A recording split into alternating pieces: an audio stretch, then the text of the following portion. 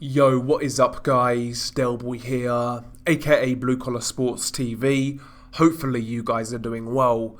If you're new here, smash that like, hit subscribe, all of that good stuff. So, an interesting fight has been scheduled for November the 13th on DAZN of course. A Golden Boy card, headlines by Jaime Munguia versus Gabriel Rosado at middleweight. I have to say, I actually quite like this fight.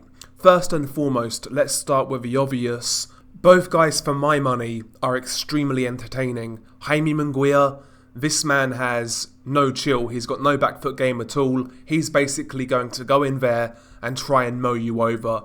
He brings relentless pressure, great punch output, and in my opinion, Jaime Munguia is becoming one of the more entertaining fighters in the sport of boxing. When he first came on the scene, I have to be honest, it's not that I didn't rate him per se. I think with Munguia, the worst thing that happened to him was winning that world title at 154 pounds. To me, it came too soon. He obviously beat Saddam Ali in a good performance. He then beat Liam Smith, who was a tough mandatory at the time. They were a couple of good wins, but after that, he was fighting subpar level of competition.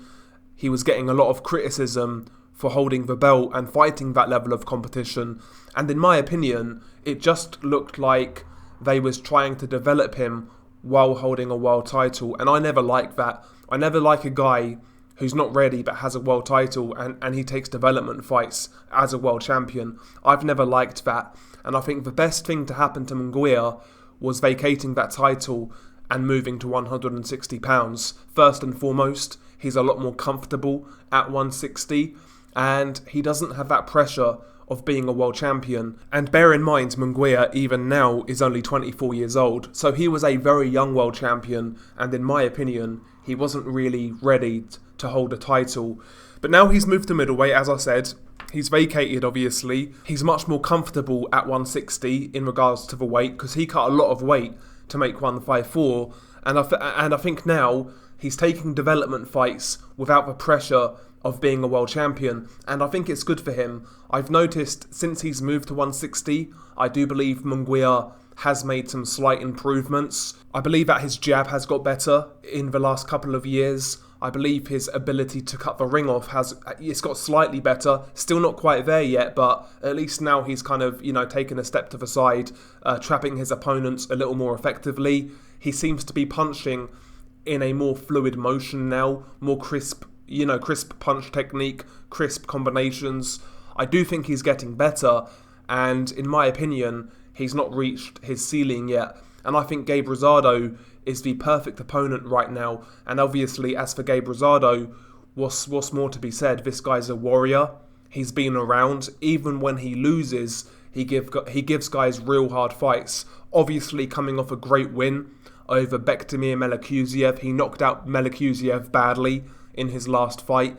And even the fight before that, he arguably beat Danny Jacobs. So Rosado, by his standards, is actually on quite a hot patch right now. So he's coming into this fight with confidence and a full training camp. So yeah, he's definitely got the ability to test Munguia, test that chin. Also, Rosado's got some underrated boxing ability. Obviously, he's a Philly fighter. He's got the tricks of the trade. Ultimately, I think this is really good matchmaking and a great learning fight for Munguia.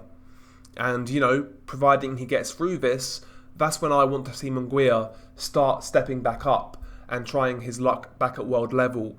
If we look at the middleweight division right now, I think Munguia may surprise some people. I'm not saying he's going to beat everybody or even become a world champion, but what I will say is, as it stands right now, I can't see anybody having an easy time with Munguia.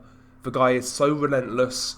He's got respectable power, he's big, he's strong, and I do think he's improving. So, providing he gets through this fight, that's when I want to see Munguia really start stepping it up, next year. So, yeah, I think this is a perfect fight for all included, including Gabriel Rosado. If he wins this fight, he's on the verge of a title shot. I know Munguia is very highly ranked in the WBO. He was in the WBC as well, but I think he turned down the Derevianchenko eliminator. But yeah, if Rosado could pull this off, it's a great win, and maybe he gets a final title shot. And yeah, I like this fight. I like this fight. And I've got to say, credit to Rosado, as always. That guy's a warrior. You know, sometimes the amount of losses don't really matter. If you come to fight, you give it your all, you test guys, you get the odd win here and there, you pull off the odd upset here and there, you're gonna get more opportunities. You know, you don't have to be sitting protecting a no, you know, playing it safe. Rosado's made some good money in boxing, and he's got, what, 12 losses, 13 losses, whatever it is. You know, the guy's done it the hard way, and I'm pleased he's getting this sort of fight, to tell you the truth.